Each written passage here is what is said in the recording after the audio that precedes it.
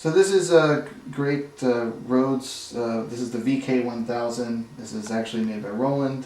There's room up here. I put like clavinets and stuff up here. This has tons, expression pedals and all this sort of MIDI control. Line out, line in as well. And even balance line outs, which is really cool. It has XLR outs. And this is a great organ.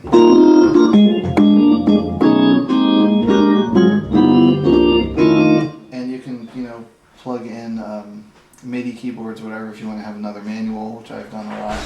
It's actually a great feel. I've actually, on some tunes, triggered this with another keyboard that has like, really nice Fender Rhodes samples because I like the feel so much. It's really expressive. Nice touch control if you want to use that. And very warm amp-like effects and distortions and all that stuff. And, full control over the drawbar.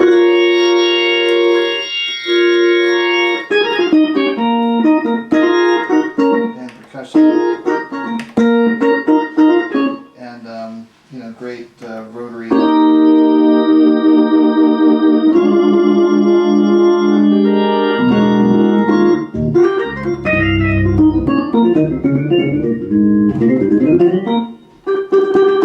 And actually, even though this is not how you normally use an organ, I like actually having dynamic control. So you can turn that on or off. I'm using actually velocity, so if I can play soft or loud. So that's one thing that's kind of really cool about this. You have control over that if you want to use it.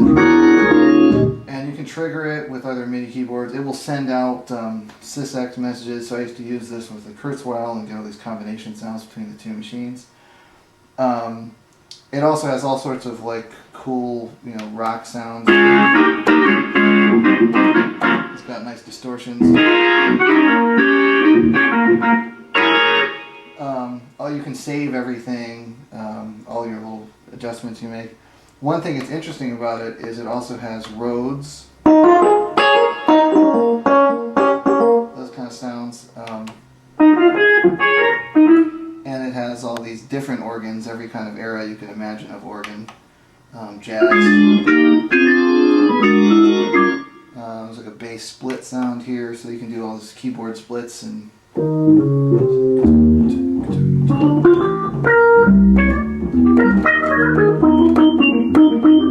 And it's got these cool auto wah settings if you want to use that. I use that on this tune.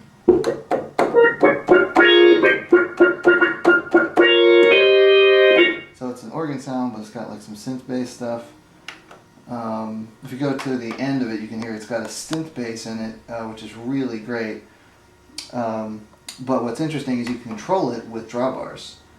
Let me find where those are. Here we go. Here's like its synth bass. Or